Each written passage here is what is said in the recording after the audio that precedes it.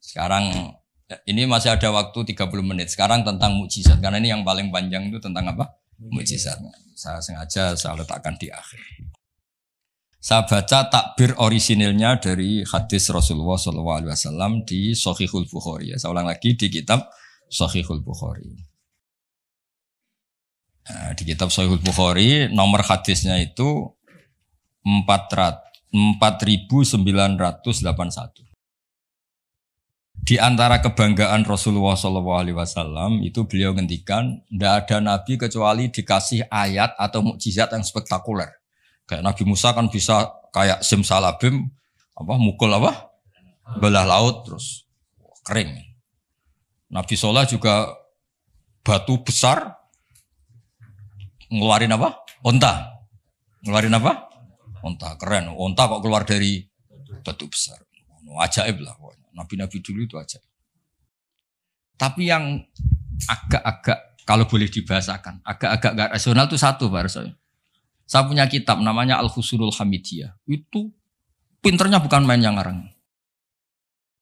Tapi gak pernah jadi rektor Pak, tenang saja. Gak, tetap keren jenengan karena pernah jadi rektor. Itu pinter toh gak jadi rektor. Dia bilang gini, mukjizat itu dari kata a'jaza yu'jizu i'jazan ya kan? A'jaza yu'jizu i'jazan. Sesuatu yang bikin musuh itu enggak berdaya. Berarti fahuwa mu'jizun fahuwa mu'jizun. Berhubung wakeknya perempuan karena ayat itu kan mu'annas. Akhirnya mukjizatun. Ya, ini masih punya sisa-sisa dulu ngaji lama ini di Kudus. Enggak tahu jadi begini. Dulu lama ngaji di sini. Ya berarti mukjizat apa? Sesuatu yang bikin musuh itu enggak berdaya. Nah sekarang kata kitab yang saya baca tadi, ketika tidak mampu, ya Fir'aun dan kawan-kawan mampu enggak punya tongkat untuk membelah laut? Enggak mampu kan? Umatnya Nabi Soleh mampu enggak ngeluarin unta dari batu besar? Enggak mampu. Nah kalau sekedar tidak mampu, siapapun tidak mampu bikin burung, juga enggak bisa bikin lautan. Kenapa enggak bisa bikin lautan enggak dianggap mukjizat? Ketika Allah bikin laut ya mukjizat, bikin burung ya. Mereka enggak bisa loh bikin orang kayak kamu gini kan enggak bisa.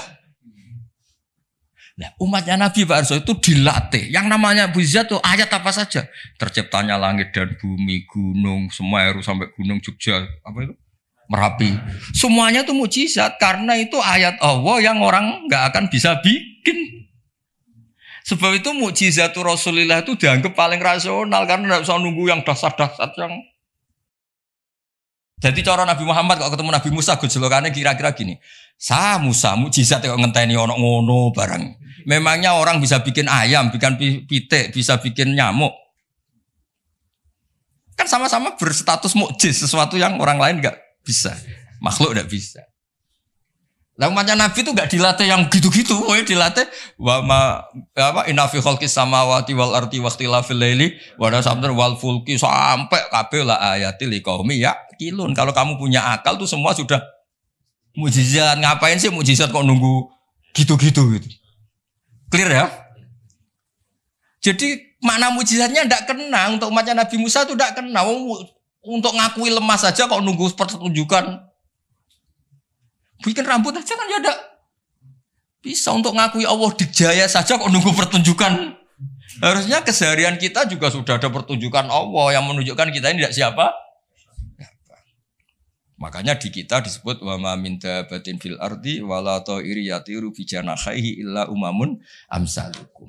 Inna fi khalqis samawati wal ardi satrusé la ayatil liqaumi yaqilun. Enggak usah. Wa min ayatihi lailu wan naharu wasyamsu wal qamar. Semuanya itu sudah mukjizat, enggak usah nunggu.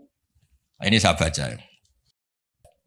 Kata Nabi, sabda Nabi, ma minal anbiya'i nabiyyun illa u'tiya minal ayat ma misluhu amana alil basar. Ini di hadis Bukhari. Ikutnya juz 4.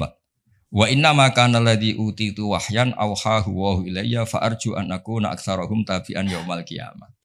Semua nabi itu punya mukjizat yang dahsyat.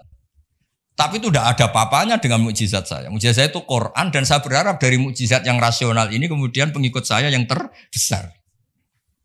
Nah, itu komentator sarahnya ini Fathul Bari dikarang oleh Ibnu Hajar Al Asqalani. Pengarangnya itu kelahiran Gaza. Gaza itu Kelahiran Gaza. Ya, jadi Bukhari itu kitab Sahih Bukhari itu pengarang syarah paling terkenal tuh Fathul apa? Bari. Pernah dengar toh? Dengar toh ya? Nah, ya, itu tak bacakan. Komentarnya bagus di sini. Saking bagusnya nanti di itu aja ya di foto. Komentarnya begini.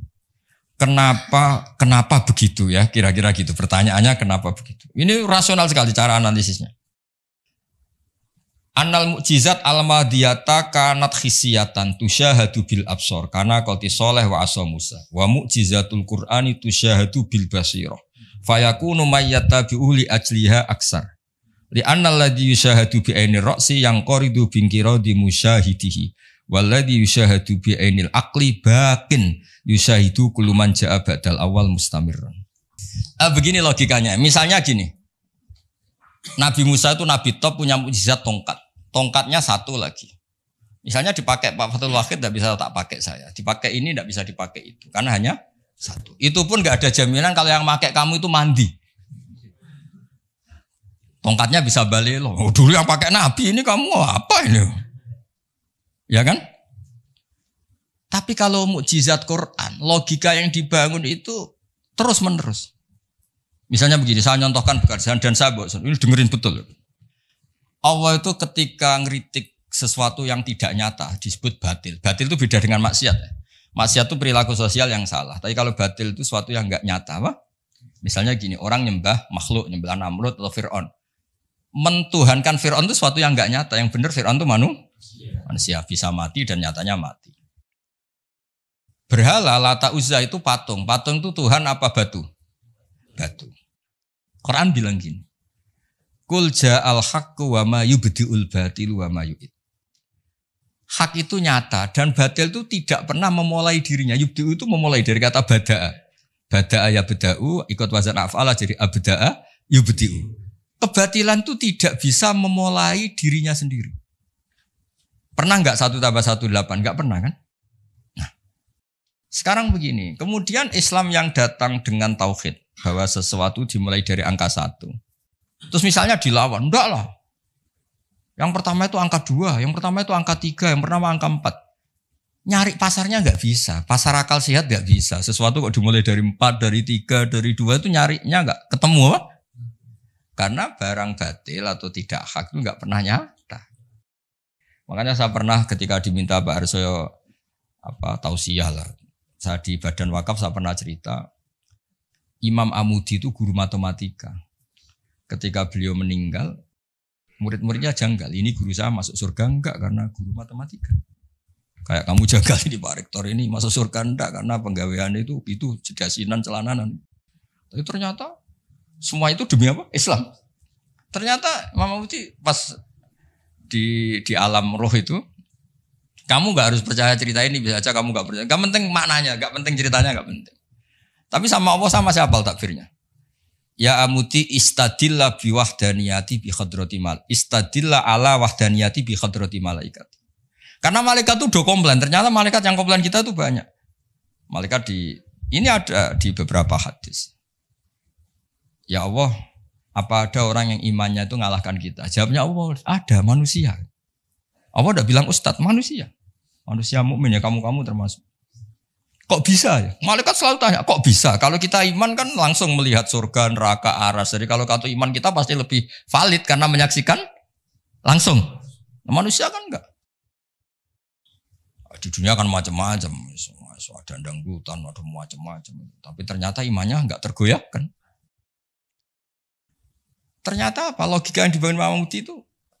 Coba kamu terangkan kenapa manusia yang di dunia seiman itu kalau saya ini satu. Jawab Imam Mudi gampang. Beliau nulis. Angka setelah 2, 3 sampai 1 miliar 1 triliun. Nisbatu dzalika ilal wahid nisbatul far'i ilal asli.